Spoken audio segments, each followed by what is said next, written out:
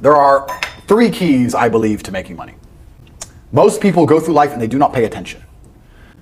You need to pay attention to every single time you spend money, because you cannot make money. You're not the Federal Reserve, you're not a government. Governments make money.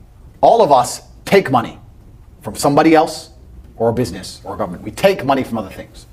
So the easiest way to learn how to get good at taking money is to pay attention to every time someone takes money from you. And then what you'll do is, as you go through life, every time you spend money, is you'll realize the problem is not how to make money. The problem is how much time you have, because there's endless business ideas. There's endless ideas. I walk into a coffee shop, and by the time I've walked out, I already know exactly how to open up next door and outcompete them head to toe. I already have worked out how much is the rent, where are they fucking up, what are they not selling that they should be selling, what are they doing good, what are they doing bad, this chair is too hard, I'll wreck them. And I'll send it, and now my network is so powerful, which is the second point, network, I can send a few messages on WhatsApp and make a bank transfer. And 2 months later, there's a brand new coffee shop next door with my name on it. When I was broke, I thought that the world was broke. I thought that there was no money. And then I got rich and realized that I was completely and utterly wrong. There's so much money. It's everywhere. If I go to try and buy a plane or a jet, they're always sold out. My yacht is a fucking 6-year waiting list. I want a Bugatti, they launch it, the email comes to my email address, 2 minutes later, gone. Like, there's so much money. So there's plenty of money in the world. People with no money are just not very good at taking it. So you need to start paying attention. It's the first thing. Second thing is network. It's hard to make money if you don't know anybody who has money.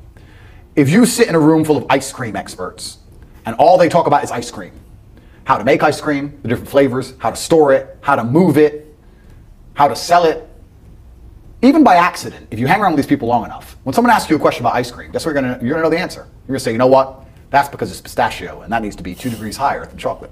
And you're gonna look like a smart ass. So if you sit in a room full of people who are making a bunch of money, everyone understands this. Your network is your net worth. You're the sum of the 5 people you spend the most time with. Everybody understands this. And then they still hang around with fucking losers because they're dummies. Losers. I don't talk to anybody who is not winning.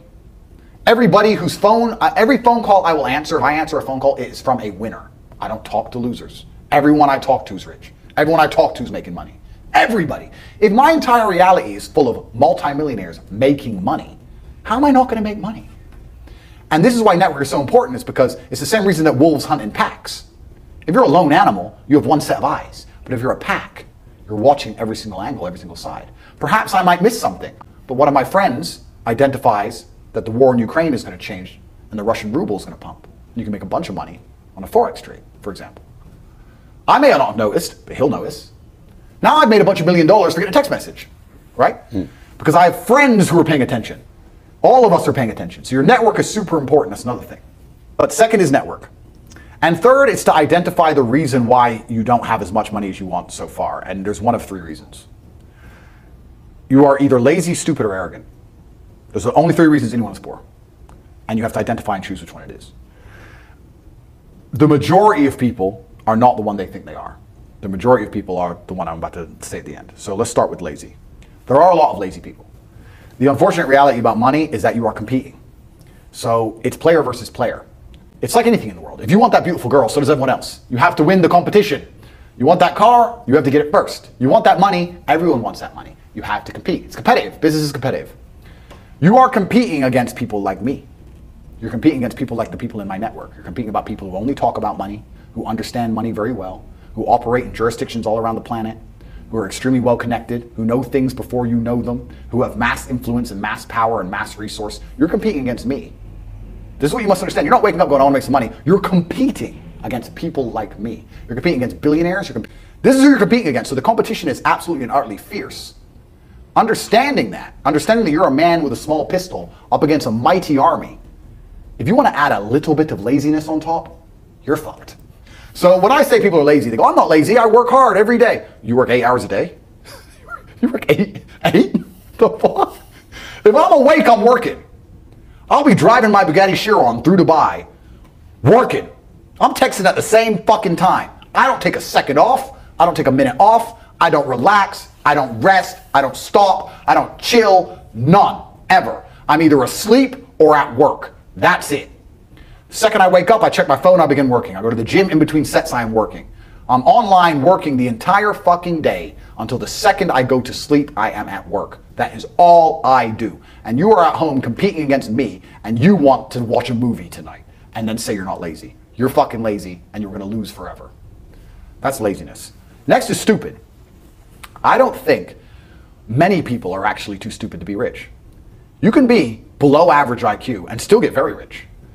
A very small percentage of people are too dumb to be rich. The slave minds, they'll never be rich because the matrix tries to keep you poor, because when you're poor, you can't think, like we talked about earlier. So everything the media tells you is designed to make you poor.